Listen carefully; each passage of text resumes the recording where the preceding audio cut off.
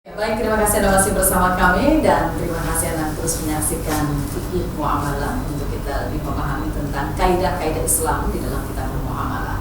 Dan kita masih berbicara tentang kaidah-kaidah akad muamalah yang diharamkan dalam Islam.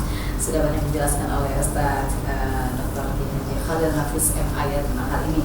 Nah, saya ingin memberikan kesempatan kepada ibu-ibu nih yang akan bertanya. Silakan, Ibu ya. Oke, silakan. Assalamualaikum Ustaz. Waalaikumsalam. Sedikit ada kericuan diri saya tadi mendengar penjelasan Ustaz saat menerangkan tidak ada jual beli organ-organ tubuh atau yang lainnya termasuk darah.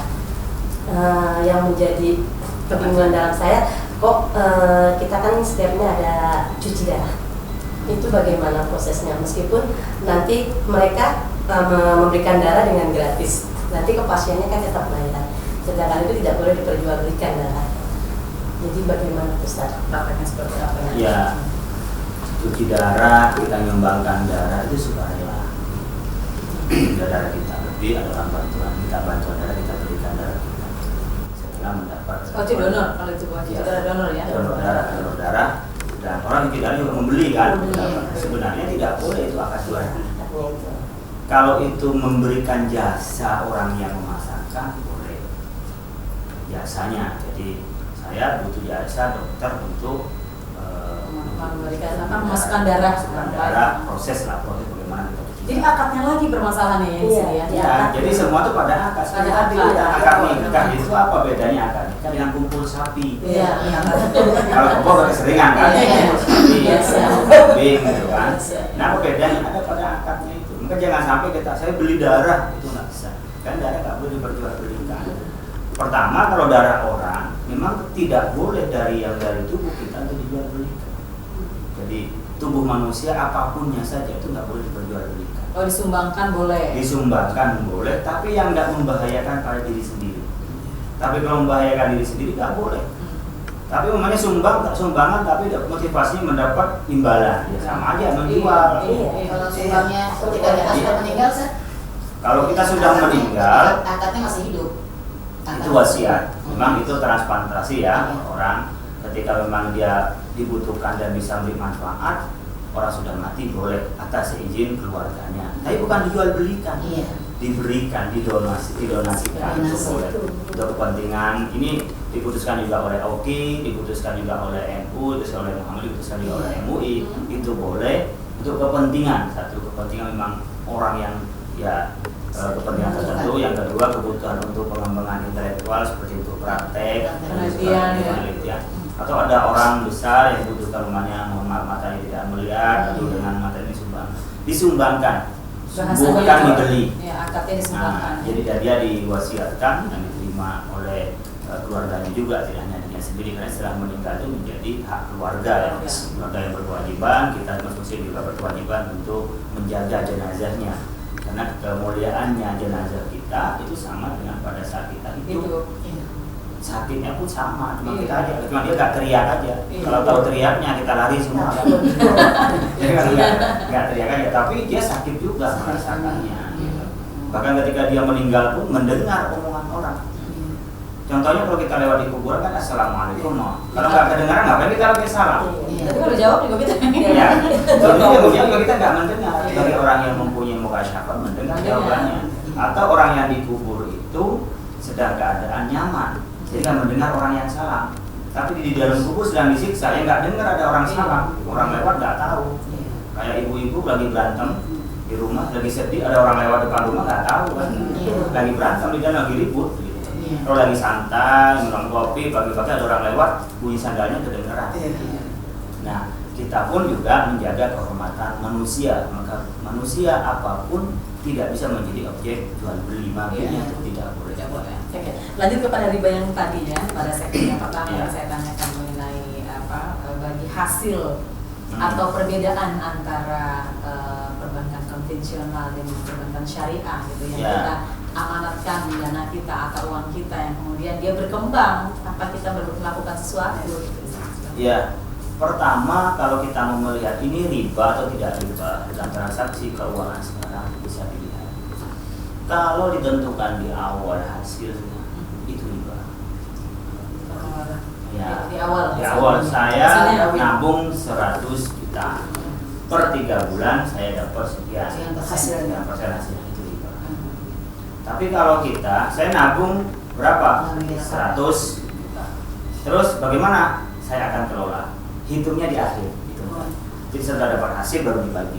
Hanya kesepakatan di awal harus dibangun. Iya. Umpamanya pengelola dapat 70%, yang punya dana dapat 30%. Jadi bukan berapa, tetapi prosentasenya. Persentase dari hasil. Kalau nggak ada hasil, ya persentase nggak berlaku. Artinya ditanggung bersama. Ditanggung bersama, bagi yang punya modal dia rugi uang, bagi yang bekerja rugi tenaga. Tapi kalau dari awal sudah pasti 100 juta sekian itu riba. Jadi kalau dihitung hasilnya di awal itu riba, tapi hitung hasil di akhir itu berarti syariah. Hasil. Itu paling mudah. Nah, ketika uang masuk di lembaga keuangan, itu kan kita akadnya di situ. Kita akadnya minta deposito sekian hasilnya, atau kita minta tolong ini diinvestasikan. Jadi nanti namanya bisa mudharabah. Nanti kita akan jelaskan di akhir proses bagaimana punya uang lalu dikelola oleh orang lain, dan itu kita sepakati adalah persentasenya, bukan berapa jumlahnya. Jadi kalau kita tanamkan uang 100 juta, terus saya sebagai penanam nanya, nanti saya bagi hasilnya dapat bagi hasil berapa? Gak boleh ya? Yang boleh adalah persentase. Berapa persentasenya? Asumsi boleh. Ya kalau kita ini polanya sekian dapat hasil sekian. Biasanya kayak ibu-ibu di warteg itu tahu kalau hari Jumat itu ramai orang makan, habisnya berapa kilo. Kalau hari Senin itu agak sepi. Orang pada puasa ini berarti hanya berapa kilo itu tahu. Nah, keuangan juga begitu. Biasanya uang 100 juta ini kalau normal saya investasikan dapat uang sekitar 20 juta per tahun umpamanya atau per 6 bulan. Maka tinggal dibagi dua. Kalau 50 berarti 10 juta 10 juta. Kalau 70 30 berarti hanya dibagi berapa? 30%. Oh ini 60-nya, punya 6 jutanya, yang ini adalah 14 jutanya. Tinggal pembagiannya saja proses. Jelas ya kita ya tentang riba jadinya ya. Mana yang mana yang riba, mana yang bagi hasil, di situ perbedaan ya antara konvensional dengan syariah di sana ya. Jadi nggak ragu kalau kita memasukkan dana kita ini ke perbankan syariah. Paling tidak sudah ada yang diikuti secara syariah kita. Ada DPS-nya, ada Dewan Pengawas Syariah. Seandainya ada hal yang salah, maka yang bertanggung jawab adalah DPS-nya. Itu Bapak transaksi keuangan syariah, itu yang tanggung jawab soal benar tidaknya adalah DPS. Jadi kalau nanti ditanya oleh malaikat, pertama kali DPS-nya itu. Siapa pada DPS yang paham? DPS-nya pertama kali akan diperiksa. Kalau kita kan hanya ngikutin DPS, makanya kalau ke bank syariah, di samping memang akadnya itu dikoreksi oleh pihak orang yang mengerti syariah, ada yang mengawasi investasinya. Ini investasinya ke yang haram atau enggak? Investasi judi atau enggak? Investasi pelacuran atau enggak? Investasi pada minuman keras atau tidak? Itu diteliti oleh Dewan Pengawas Syariah. Yang makruh aja kita udah harus hati-hati ya, Zat ya. Untuk usaha-usaha, maaf, misalnya perusahaan rokok yang yang besar diinvestasikan ke sana, ini juga menjadi satu kehati-hatian juga buat kita ya, Zat ya. Dilanjut kembali Zat, beberapa hal tadi kaidah-kaidah. Ya, dari riba itu kita bisa mengambil beberapa hasil ya. Bagaimana kita ini perlu menghindari riba. Yang pertama itu kalau orang melaksanakan riba, akhdul malil ghairi bi ghairi iwadin, dia akan ngambil hak atau harta orang lain tanpa ada tukar menukar. Mbak Evi minjem ke saya, bank keliling buatnya kita, 1 bulan dia bayar berapa? Dari 100.000 bayar 5.000. Dari 100.000 nggak diapa-apain. Ngambil 5.000 itu punya siapa? Kan punya yang minjem. Belas kasihnya dari mana? Tukar menukarnya dari mana? Berimbang kan nggak ada. Berarti kan hanya orang karena belum bisa bayar, dia bayar 5.000. Berarti ngambil hak orang lain. Itu yang pertama mengapa riba itu diharamkan. Saniha anna fi ta'atir riba ma yamna'una sami'tihami masyadil isytighal bil iktisab. Yang kedua, ini membuat orang mempersulit orang lain pada cari kasar. Jadi ini biasanya orang yang minjem ini orang nggak punya duit. Iya. Kalau punya duit nggak mungkin minjem kan? Banyak kasus. Yang punya duit minjem. Nah itu biasanya duitnya ditabungin. Lalu minjem sedikit. Nah itu. Tapi rata-rata orang yang pinjam itu nggak punya duit. Yang minjemin karena punya duit. Orang nggak punya duit nggak mungkin bisa minjemin. gitu bukan? Iya. Pengalaman itu. Ya nggak bisa minjemin kalau nggak punya duit. Iya. Oleh karena itu kalau kita dengan riba itu membuat apa? Orang yang kasar yang nggak punya itu makin sulit untuk menjadi orang punya. Kenapa? Pendapatannya itu dikeruk oleh orang yang minjemin.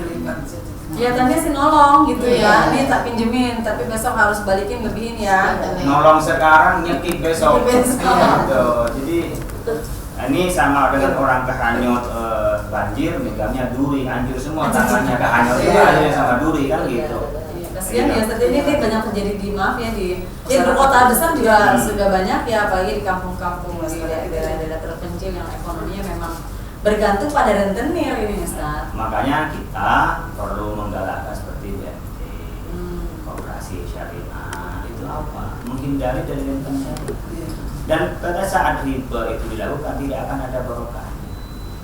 Itu yang kita harus waspadai. Salisuha annahu yubdi ila qita'il ma'ruf bainan nasi bil qarbi. Karena kalau menggunakan riba di antara kita nggak ada saling mengasihani. Kalau umpamanya ibu pinjam ke saya minjemin ibu, saya kan jelas kasihan. Ibu punya masalah, saya bantu. Ibu saya bayar apa-apa, pokoknya waktunya bayar. Jangan pada waktunya ibu menghilang. Besok saya besok saya nggak pinjemin lagi kan gitu. Saya udah nolong ibu, kok ibu mengkhianati saya kan gitu. Nah, kalau ada riba, itu berarti nggak ada orang tolong menolong, semuanya nyekik. Nah gitu. Nah, dengan riba diharamkan, kita ingin menyebarkan kasih sayang antara kita yang tidak mampu, ayo kita tolong seperti itu. Baik, pesertanya sayang sekali waktunya sudah habis. Nanti ya kita akan bahas lagi pada tema-tema yang masih terkait dengan muamalah ya pesertanya, karena memang program kita adalah fikih muamalah. Jadi pemirsa terus saksikan program fikih muamalah ini untuk kita bisa mendapatkan sebuah jawaban pada aktivitas muamalah kita. Terima kasih Ustaz Dr. Khalil Nafis, insyaallah ketemu lagi, dan terima kasih Ibu-ibu. Pemirsa yang dirahmati Allah SWT dimanapun Anda berada, insyaallah kita akan berjumpa kembali. Wallahu muwaffiq ila aqwamit thoriq. Assalamualaikum warahmatullahi wabarakatuh. Waalaikumsalam warahmatullahi wabarakatuh.